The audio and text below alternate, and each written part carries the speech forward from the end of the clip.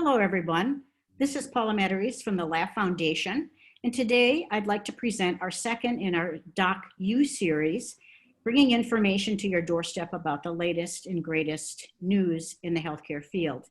Today, I have the pleasure of introducing Dr. Rosalyn Stewart, who's joining us once again, and she's going to be talking about how to stay healthy, how to protect your own health during the time of COVID. Dr. Stewart, go ahead. Paula, thank you so much for having me again.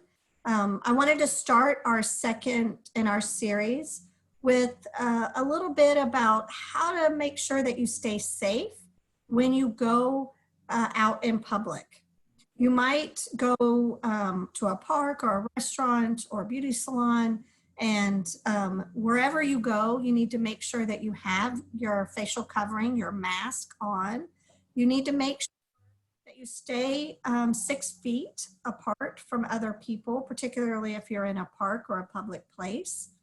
If you're unable to social distance or have that physical separation of 6 feet, then the better choice would be not to go to those places until such time that the places that you want to go to are able to have the recommendations in place to keep you safe. With that, I'm happy to take any questions. Dr. Stewart, this is Kay. I have a question about the telemed visits with your doctor. I don't have a computer. I'm not very good with the phone. What options do I have to visit with my doctor? The current recommendations are for visits to be done by distance if possible, so that most healthcare providers are doing visits by video or by telephone, and if necessary, they will bring people into the clinic, and we'll talk about safety when you come to the clinic in a little bit. If you don't have video access, don't worry. You can do your visits by telephone. You should talk with your doctor's office, and they will either help you figure out how to link by video or do the visit by phone.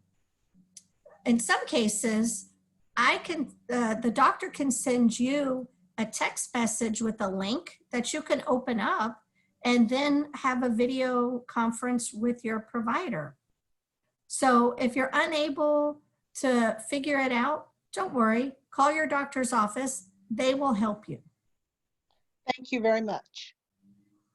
Yeah, Dr. Stewart, I have a question too about my annual exam. I'm past due. I'm a diabetic. I'm also have high cholesterol, and I take medication for that. Usually when I see my doctor, he does blood work and he listens to my heart and lungs.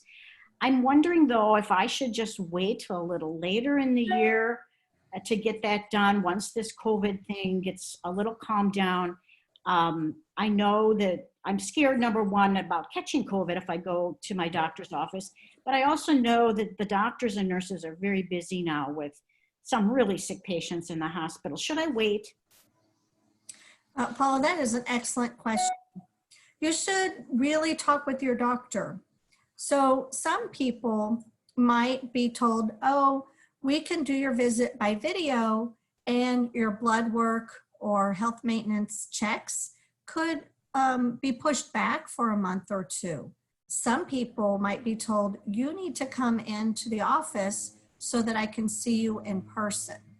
And understand during the COVID-19 that many doctors' offices are not functioning normally. So for example, at Johns Hopkins, the providers and doctors are divided into groups, if you will. Some people are physically in the clinic to see the people that need to come in person. And some people are at home where they might be doing visits by distance. So call your doctor's office and find out, but also be prepared that if you go in person, you might not see your regular provider. Thank you very much. Dr. Stewart, I have a question. I had a friend that was recently admitted to the hospital with abdominal pain, not without COVID-19 symptoms. How are hospitals keeping patients safe that do not have, or that from catching COVID-19? That is an excellent question, Marcus. In our first series, we talked a little bit about how the emergency departments are divided into two places, two different emergency departments, one for COVID individuals or people who have COVID symptoms, and then one for people who do not have COVID symptoms. So after you get admitted to the hospital, the same thing is true. Everybody generally is tested for COVID, and if you are COVID positive or a person of interest, then you are hospitalized in a COVID area, either a regular hospital floor that's dedicated for COVID-19 patients, or an ICU that is dedicated for COVID-19 or persons of interest patients. If you do not have COVID, then you are hospitalized on a regular hospital floor dedicated for non-COVID patients, or in an intensive care unit dedicated for non-COVID patients. We keep them very separate. And you also, just as patients are separated by symptoms, and in the outpatient setting, they're separated by their jobs, in the hospital, the providers are also separated. We have nurses and doctors and providers that are designated to be on the COVID units and ICUs, or doctors, nurses, providers, clinicians that are designated to be only in the non-COVID floors and ICUs.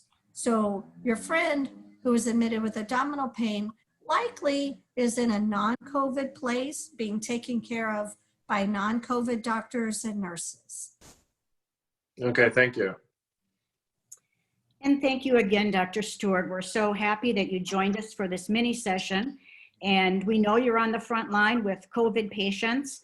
We know we can trust the information that you give us. So thank you once again. And hopefully we'll see you again soon. Thank you. It's my pleasure.